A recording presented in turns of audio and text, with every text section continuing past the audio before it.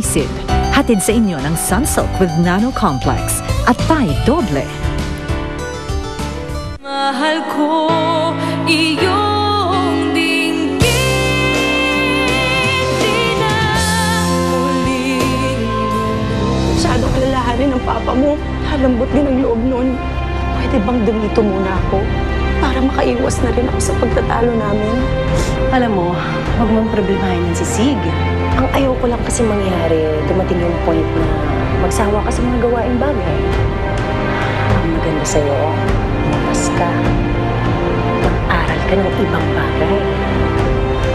Para hindi ka rin mailang dun sa mga kaibigan ni Sig. Mama, kung sabihin ko na kaya kay Sig na nagtatrabaho na ako. Naku, huwag mo na. Palipasin muna natin. Kasi baka mamaya dyan pag-resignin ka niya. Nakakaya naman kay Dexter. Basta, kung bahala sa'yo, tutulungan kitang sabihin sa kanya. Okay? Sige na.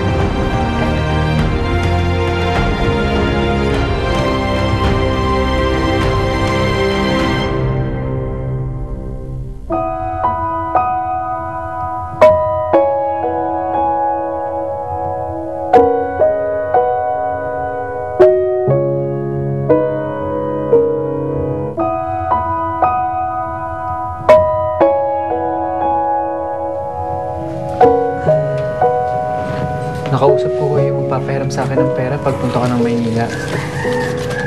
Baka po sa susunod na araw makaalis na po ako. Ahmed, hindi mo naman kailangan magpaalam sa akin eh. Malaya kang makakaalis kung gusto mo. Talaga ho bang hindi na po kayo sasama?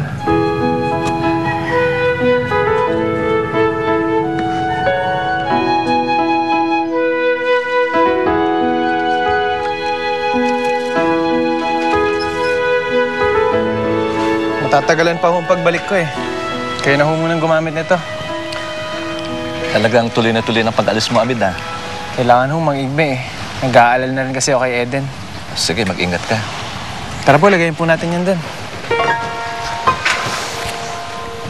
Alis na talaga si Ahmed Chang. Uy, mabuti pa naman sana kung mahanap niyan si Eden sa Maynila. Eh kung lumas na lang din tayo ng Manila. Ano naman ang gagawin natin doon? Ay, pagsapalaran tayo doon. Total naman eh, ang pangit-pangit na dito. Walang kabuhay-buhay oh. Eh baka mas gumanda pa buhay natin doon, Chang. Frida, wala tayong mapagtatrabahuhan doon. Eh di ba kaibigan niyo si Aling Alona? Nangingi na lang tayo ng tulong sa kanya.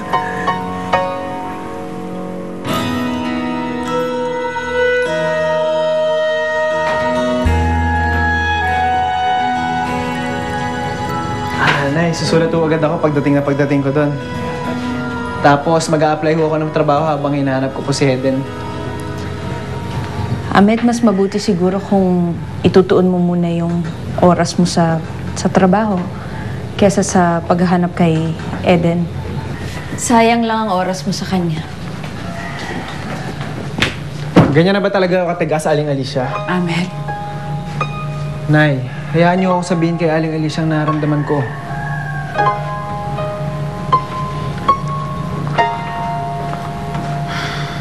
Wala na ba talaga yung natitirang pagmamahal at malasakit sa anak niyo?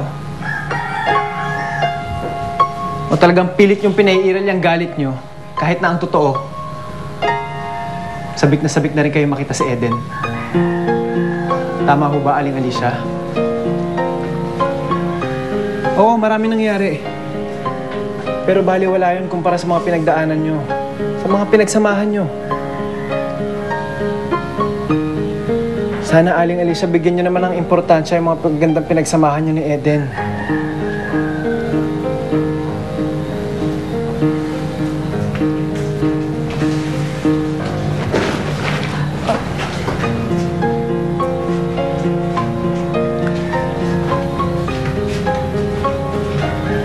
Alicia, naunawaan kita. Asawa din ako eh. Alam ko hanggang ngayon masakit pa rin yung pagkawala ni Hamil sa buhay mo. Pero tulad mo, na din ako. Hindi mo may tatanggi sa akin yung pangungulila mo sa anak mo. Kung sakaling hindi magandang lagay ni Eden sa Maynila, kung sakaling mapahamak siya, kakayanin mo.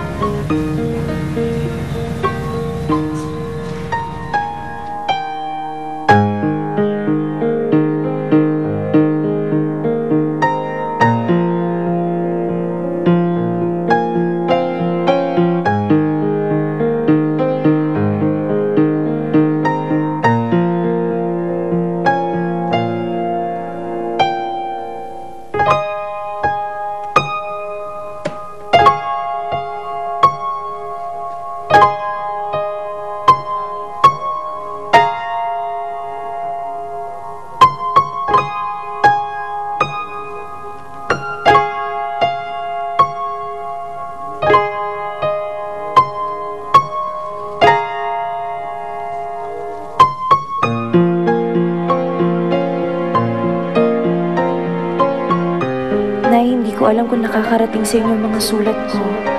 Hindi ko rin alam kung nababasa niyo to.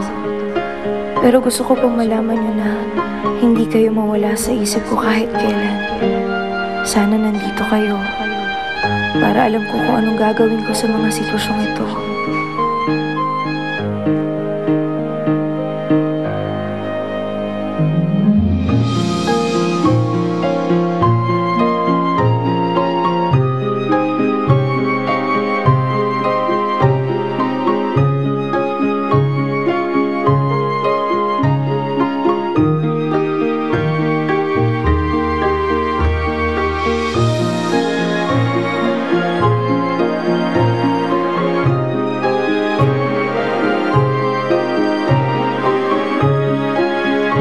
Madali ang buhay dito sa Maynila.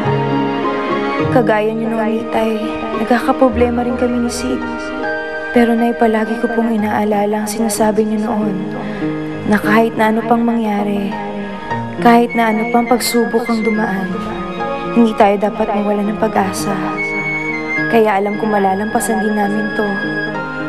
Nay, huwag niyo po akong alalahanin dito.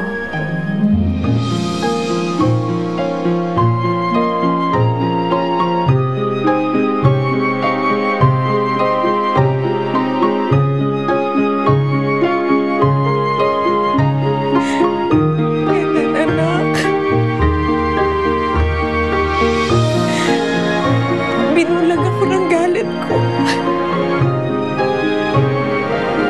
Nagsama ng loob. Pero kahit kailan, hindi nawala yung pagmamahal ko sa'yo.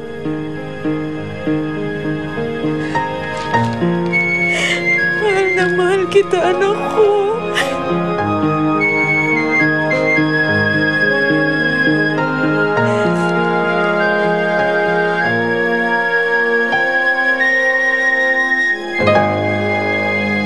Susunod sa